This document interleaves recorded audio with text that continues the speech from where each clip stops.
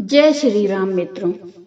जब श्री राम को नजर लग गई, भगवान ने नारद के चरित्र में कलंक क्यों लगवा दिया। एक बार किसी ने भगवान से पूछ दिया, महाराज आपने नारद जी के चरित्र में कलंक क्यों लगवा दिया।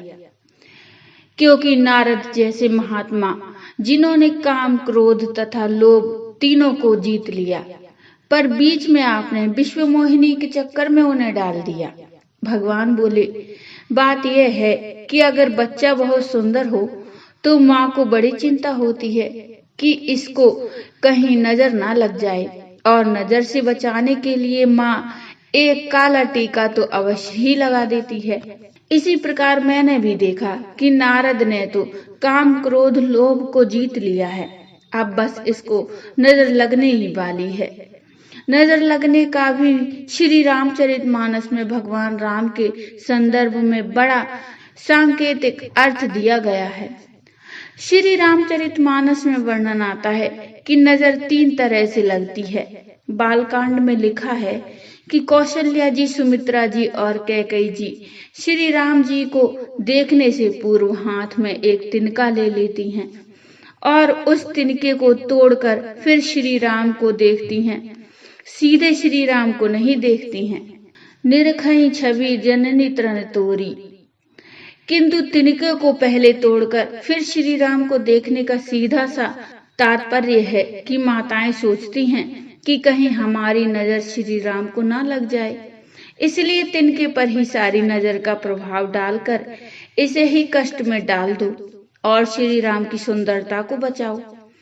पर गीतावली रामायण में श्री गोस्वामी जी कहते हैं कि जब श्री राम रोने लगी तो माताओं को लगा कि अवश्य किसी की नजर हमारे बालक को लग गई है, परंतु किसकी लगी है तो उन्होंने विचार किया कि लगता है किसी बुरी स्त्री की नजर लग गई है, किंतु अब क्या किया जाए।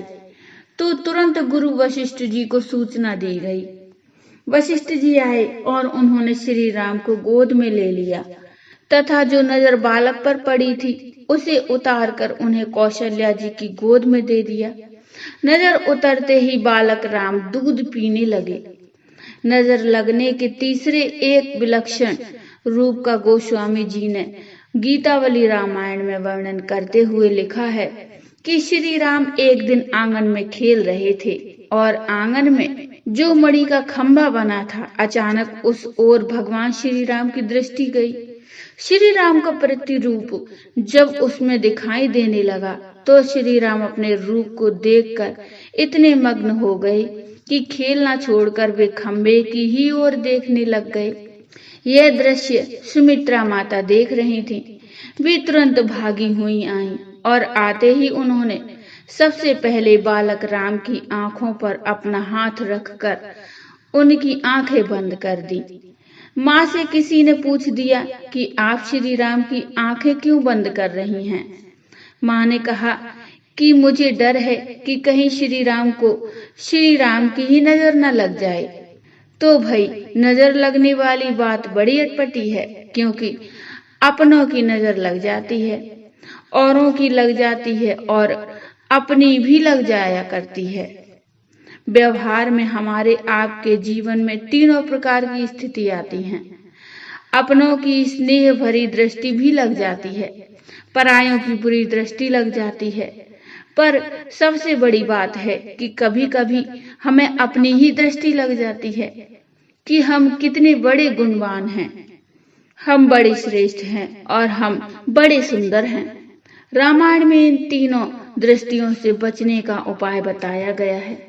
भगवान से जब नारद जी के संदर्भ में भक्त ने प्रश्न किया तो भगवान ने कहा कि नारद को दोनों ही की दृष्टि लग गई, क्योंकि एक तो नारद को काम की दृष्टि लग गई, पर उससे भी बड़ा संकट तब पैदा हो गया जब उन्हें अपनी ही दृष्टि लगने लगी।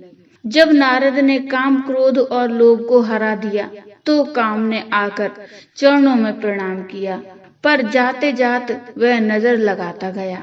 काम ने कहा, महाराज आज तक बड़े बड़े महात्मा उत्पन्न हुए, पर आप जैसा कोई नहीं हुआ।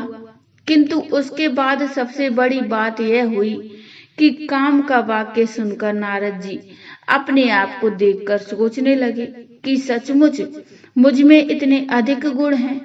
और तब भगवान ने काला टीका लगा दिया।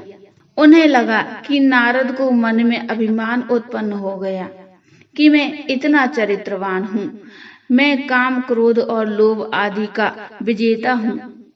भगवान ने कहा, नारद तो मेरा नन्हा बालक है और जैसे बालक को नजर लग जाए तो वह ऋण हो जाता है तथा माँ उसकी ऋणता को दूर करने की चेष्टा करती है। इसी प्रकार नारद को बचाने के लिए मैंने यह खेल किया।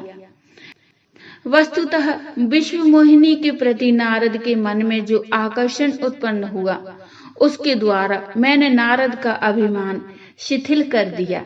बस यही काला टीका है। विद्या प्रतिष्ठा न धनम प्रतिष्ठा, साप्य प्रतिष्ठा विनय व्यपेता, गुणः प्रतिष्ठा न कुलम प्रतिष्ठा, ते अप्य प्रतिष्ठा यदि नात्मनिष्ठा।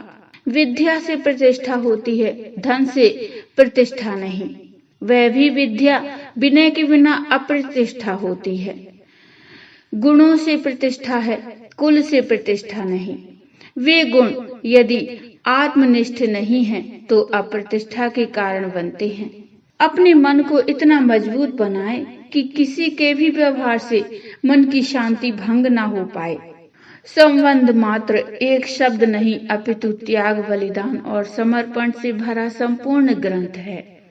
कर्म प्रधान विश्व करि राखा, जो जस करई सो तस फल चाखा। तो बोलिए जय श्री राम, जय जय श्री राम।